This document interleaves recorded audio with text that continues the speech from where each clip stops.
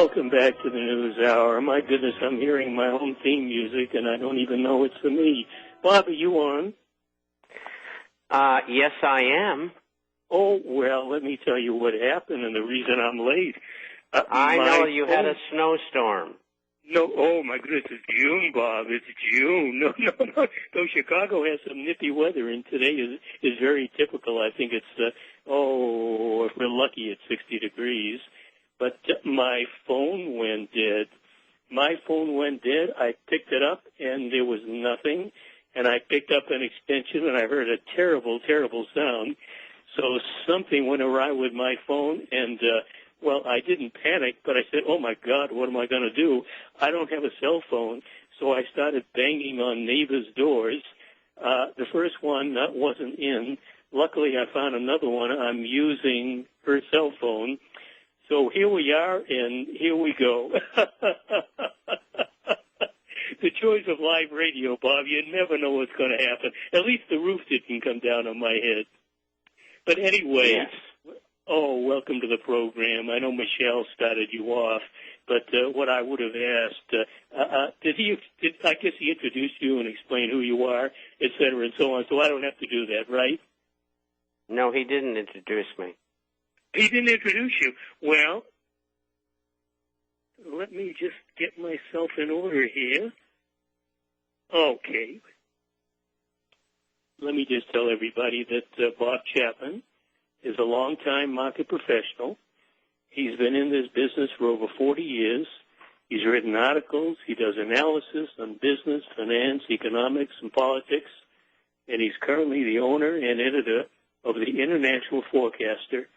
It's a compendium of information on business, finance, economics, and social and political issues worldwide. He's also a speaker. He holds workshops and business conferences. He does it globally. And Bob is seen and heard on so many radio and TV programs. Bob, I just don't know how you keep track of them all, or how you remember what you've got to do on Monday versus Tuesday. It reminds me of the old Abbott and Costello thing of who's on first and who's on second, and remembering who's where and what's what. But somehow you managed to do it. Oh, I am delighted to have you on to talk about the global economic crisis, and you put out a voluminous report every week. I don't know how you get so much information out, but you do it twice weekly. And I would say that you were one of the earliest to spot what was going on and explain it the way it needs to be explained. So let me turn it over to you.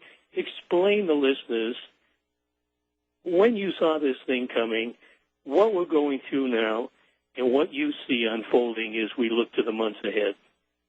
Well, I hate to do this, but I have to go back to 1988, and we had a recession, and it lasted until 1992. And, of course, it was brought to an end by printing money, issuing credit, and lowering interest rates. And the opportunity was there to purge the system then of its excesses, and it wouldn't have been painful. We would have had a deep recession. It probably would have lasted a year, year and a half, 2 years maybe, and that would have been it. But the powers that be weren't going to do that, so they got interest rates way up in 93, 8 3/16 on a 30-year. And then they did it again, pouring the money in. We had a little lift, and it went down again. And finally we came into the dot-com boom when they unleashed more money. And we called the top of the market in the first week of April of 2000, got everybody out that wanted to get out, and we started switching over to gold and silver-related assets. And then we entered into another recession. But the powers behind government had decided that they didn't want to have one of those right now, so they took interest rates down to 1%. They made money and credit available, and you saw what happened. Subprime, auto loans, foreclosures, 50% drops in the value of real estate, all of which we forecast starting in November of '04. We said the top of the market in real estate would be between June and December of 2007, and that was the top. And all of the things that have happened, we predicted them all. And we also predicted that the recession would begin some 2 years ago, and I believe the recession ended this past February, just 2 years after it began. I think we're in depression, and I think it's going to get considerably worse.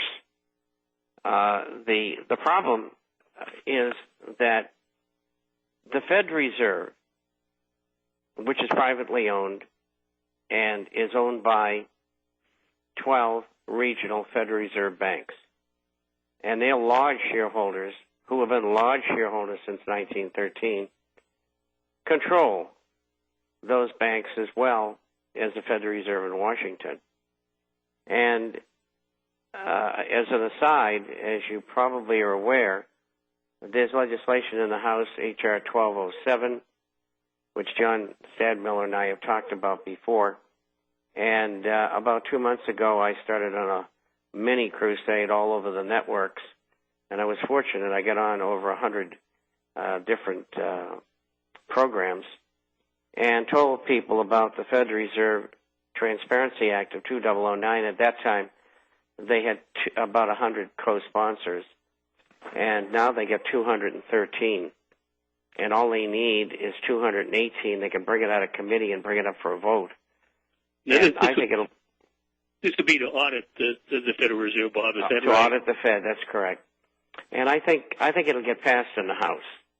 The Senate will have to work on next, and it'll have to go through all that again. And this is Ron Paul's bill. I have not talked to Ron Paul. I just did this unilaterally.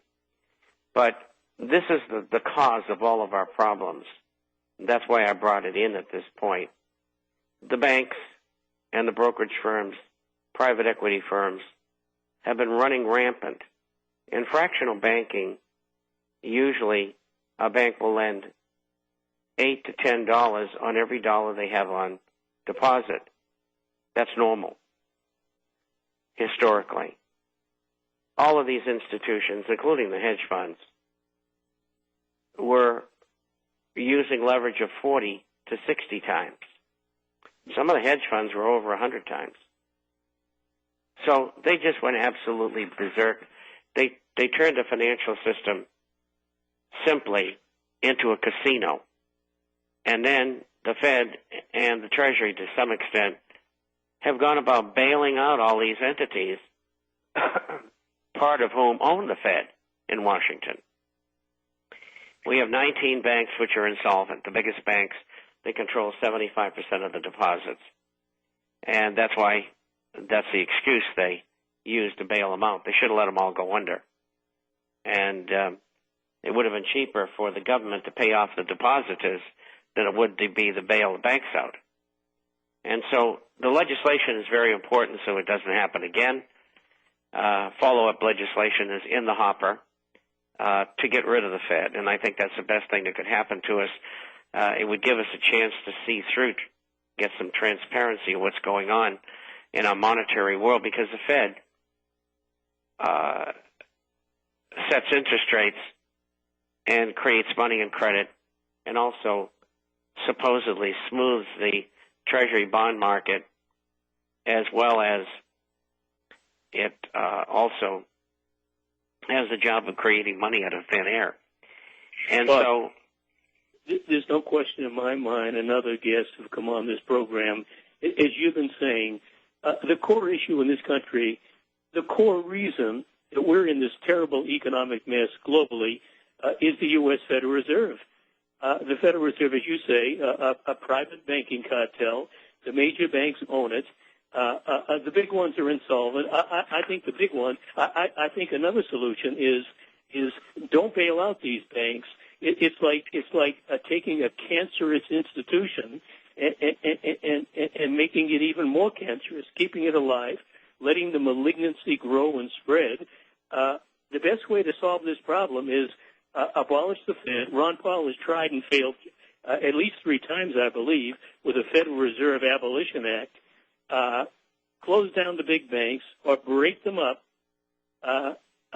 establish a system of smaller, ideally community-based banks. I have other thoughts as well that we've talked about on this program. But we have a malignant system that sooner or later, I'm sure you'll agree, Bob, it's going to destroy us if we don't change it.